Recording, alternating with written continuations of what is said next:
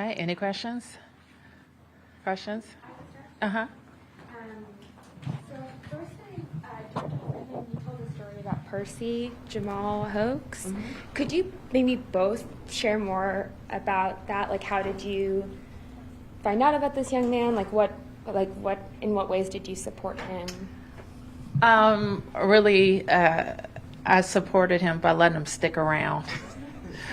He was mentored by one of my staff, who was a moker, and he just came around. He loved to come around. He loved to be around, go to events.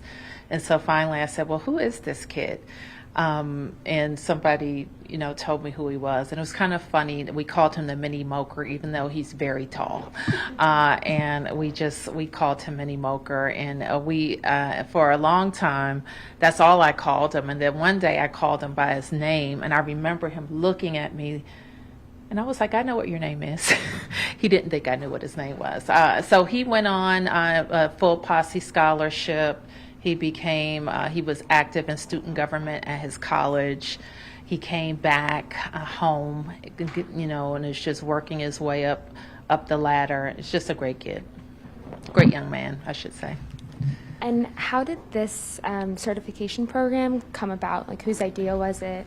And So just with working with young people and being in a profession where there are others who work with young people, understanding that there was not necessarily a formalized training. And so as Madam Mayor talked about best practices, we wanted to implement a best practice where there was a repository of information for youth development professionals to be able to receive training.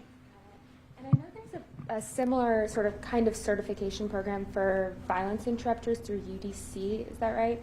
Is this part of a trend in DC government? Can we expect sort of similar partnerships with universities with the DC government workforce? Well, we've had a partnership with George Washington University for many years related to city management. Somebody tell me exactly the name.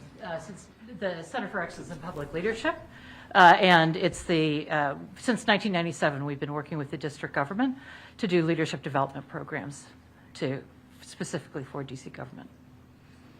So it's not new that we've worked with universities.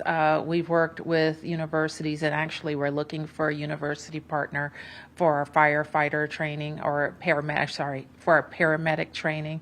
So it's helpful for the university, and it is helpful for us. GW has also been our partner in an annual award that we provide, or that the center provides for excellence in government management. I have off topics, but I wonder if others want to ask their own. Okay, stick with the on-topic first. For Mayor or anyone up there, can you talk about in general how important it is to invest in our youth, and do you foresee this similar sort of certification program starting to other universities in DC? Well, I think I just answered that question. So we're always looking for partnerships. Specifically, I think the next thing that we're seeking a partner for involves our paramedic training. Okay. Anything else? Yeah, you mentioned in your comments something to the effect of like public servants, are just stressing the importance of public servants, and it made me think about sort of actions being taken on the federal government level, like a sort of assault on the federal workforce in some ways, trying to, sort of the the buyout offer, et cetera. And I'm curious, you have spoken about like the beauty and bureaucracy and everything in comments before, and I wonder how you are feeling about what Trump and Elon Musk are doing with regards to the federal workforce right now. Well, our focus with their actions right now is federal workers who are DC residents, federal workers who might apply for unemployment, and that all actions are lawful. And that continues to be our focus. And just on the your general approach to the Trump administration, you've talked a lot about trying to find common ground, like emphasizing that, and you haven't been like super vocal in your criticisms in criticizing the administration. I wonder if that's on purpose, sort of like what is your strategy, and is there a difference, I guess, between how you actually, like all the things you might be thinking and versus what you actually say? Does that make sense? I think that my approach to working with all presidents is similar, and this will be the third president who served second time in the Trump administration since I've been mayor. And our approach is always to work with the administration on things that are important to the district, and that continues to be our approach. Yeah. Mayor, regarding the Home Rule Act, as you know, there is a piece of legislation that's been introduced to end it. Can you start with how important is home rule in DC? Well, as you know, the district's focus is on how we become the 51st state. I know there's talk about other places being the 51st state, but we're going to be the 51st state. And what that means is that we'll be treated just like every other American. So right now we're not, because we pay taxes. In fact, we pay more taxes than most.